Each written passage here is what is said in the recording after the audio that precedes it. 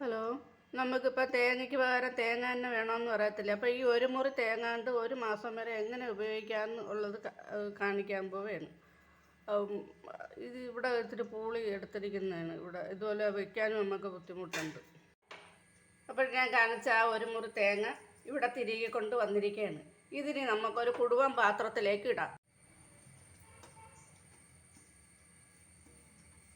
ഇപ്പോൾ തേങ്ങയെല്ലാം നമ്മളിവിടെ നീക്കി ഒരു കുടുവം പാത്രത്തിലേക്ക് ഇട്ടിട്ടുണ്ട്. അപ്പോൾ അതിന് മുമ്പായിട്ട് ഞാൻ ഇവിടെ കുറച്ച് അണ്ടിപ്പരിപ്പ്, ഒരു 10 രൂപ പാക്കറ്റ് 20 രൂപ പാക്കറ്റൊക്കെ കിട്ടുമല്ലേ, അതുപോലെ നമ്മൾ സൗകര്യം അനുസരിച്ച് നമുക്ക് വേണ്ട ഒരു അണ്ടിപ്പരിപ്പ് നിങ്ങൾക്ക് വെള്ളം ഒഴിച്ച് കുതിർത്ത് വെച്ചിരിക്കുകയാണ്. ഇതൊന്ന് മിക്സിയിൽ അരച്ചുകൊണ്ട് വരാം. ഞാൻ ഇപ്പോൾ കൊണ്ടുപോയ അണ്ടിപ്പരിപ്പ് നല്ല പേസ്റ്റ് പോലെ അരച്ചെടുത്തുകൊണ്ട് വന്നിട്ടുണ്ട്. ഇത്രയും വെള്ളം വരുന്ന എങ്ങനെയെന്ന് വെച്ചാൽ നമ്മൾ ഈ ജാറ് കഴുകി എടുക്കണം. അണ്ടിപ്പരിപ്പല്ലേ, അത് ഇതിലൊക്കെ പറ്റിയിരിക്കും. അപ്പോൾ ആ ജാറ് വെള്ളമൊഴിച്ച് കഴുകിയെടുക്കുമ്പോഴാണ് ഇത്രയും വെള്ളം വരുന്നതുകൊണ്ട് ലൂസാവുന്നതിന് കുഴപ്പമില്ല. നമ്മൾ ഈ തേങ്ങാപ്പാൽ ചേർക്കുന്നതാണ്. അത് അങ്ങോട്ട് മാറ്റി വയ്ക്കാം. നമ്മൾ ആ തേങ്ങ തിരുവിയ ചിരട്ട നമ്മൾ കളയരുത്, അത് അതുപോലെ അങ്ങോട്ട് മാറ്റി വയ്ക്കാം. ഈ പച്ചയോടുകൂടി അങ്ങോട്ട് മാറ്റി വയ്ക്കണം. ഇത് നമുക്ക് ആവശ്യമുണ്ട്. അവസാനം ഞാൻ കാണിച്ചു തരാം. പിന്നെ ഈ തിരുവിയെടുത്ത തേങ്ങയിലേക്ക് 1/2 ഗ്ലാസ് വെള്ളം ഒഴിക്കുകയാണ്.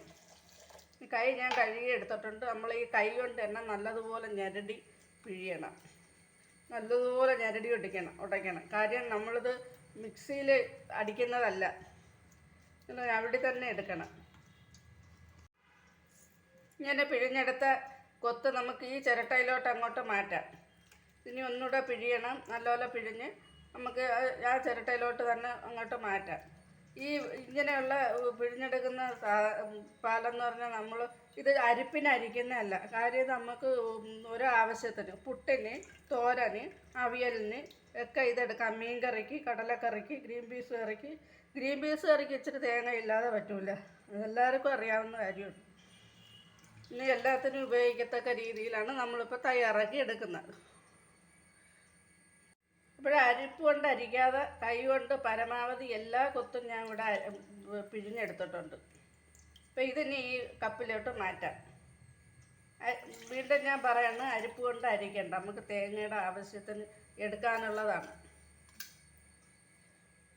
ഇനി വീണ്ടും ഞാൻ 1/2 ഗ്ലാസ് വെള്ളം ഒഴിക്കുകയാണ്. വീണ്ടും ഒന്ന് നല്ലതുപോലെ ഞാൻ ഇവിടെ പിഴിഞ്ഞ് എടുക്കും. അപ്പോൾ ആ 2ാം പാലും നമ്മൾ പിഴിഞ്ഞെടുത്തിട്ടുണ്ട്. അത് നമ്മൾ ഈ 1ാം പാലിലേക്ക് തന്നെ ഒഴിക്കുകയാണ്.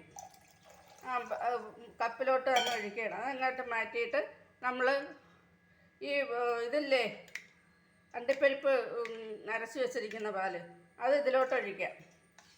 ഇത് കട്ടിയായി പോകത്തൊന്നുമില്ല.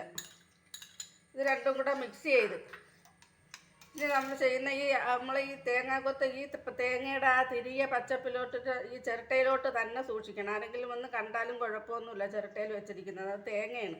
അപ്പോൾ അതുപോലെ ആ പച്ചപ്പിൽ തന്നെ ഫ്രിഡ്ജിനകത്തിരിക്കും. ഇതാണ് നമ്മൾ അവിയലിനും തോരനും പുട്ടിനും ഇടിയപ്പത്തിനും ഒക്കെ എടുക്കുന്നത്. അതുകൊണ്ടാണ് അത് മിക്സിയിൽ അരയ്ക്കാതെ നമ്മൾ കൈകൊണ്ട് പിഴിഞ്ഞെടുക്കണം. നമ്മൾ ഇനി ഈ ഫ്രിഡ്ജിൽ വെക്കുന്ന ഈ ഐസ് ട്രേ ഇല്ലേ, ഇതെടുക്കണം. ഇതെടുത്തിട്ട് നമ്മൾ ഈ പാല് കലക്കി വെച്ചിരിക്കുന്ന പാല് ഓരോ ട്രേയിലും പകുതി വീതം ഒഴിക്കാം. ഇത് വലിയ ട്രേ ആണ്, പകുതി വീതം ഒഴിക്കാം. അല്ലെങ്കിൽ നമ്മൾ എടുത്ത് വയ്ക്കുമ്പോഴത്തേക്ക് അങ്ങോട്ടും ഇങ്ങോട്ടും ഒക്കെ പോകും. എനിക്കിപ്പം 3/4 പോണു. അപ്പോൾ ഞാൻ എല്ലാ ട്രേയിലും ഇത് നിറച്ചിട്ടുണ്ട്. അപ്പോൾ ഇത് ഇനി ഇത്രയും ബാക്കി വന്ന് ഇത് നമുക്ക് വേറൊരു ബൗളിലോട്ട് ഒഴിച്ച് ഫ്രീസറിലോട്ട് വെക്കാം.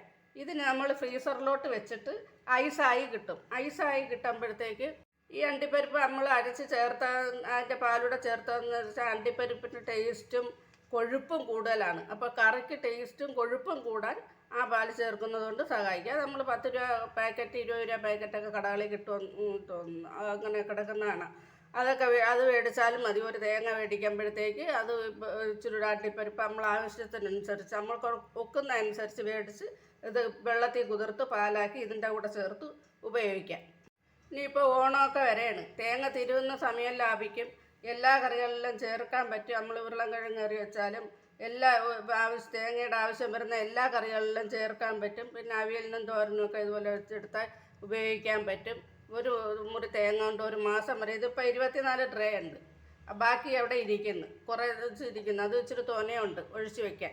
അപ്പോൾ ഒരു പ്രാവശ്യം നിങ്ങളിത് ചെയ്ത് നോക്കിയാൽ നിങ്ങൾക്കറിയാം ഇതിൻ്റെ ഗുണം എന്തായിരുന്നു. ഇതുപോലൊരു ട്രേയിലോ ഈ ഐസ് കട്ടകൾ പറക്കി ഇടണം. തേങ്ങാപ്പാലിൻ്റെ. അല്ലെങ്കിൽ ഒരു പ്ലാസ്റ്റിക് കവറിൽ 2 കവർ ഒരുമിച്ച് വെച്ച് കെട്ടിയിട്ടാലും ഫ്രീസറിൽ തന്നെ സൂക്ഷിക്കണം.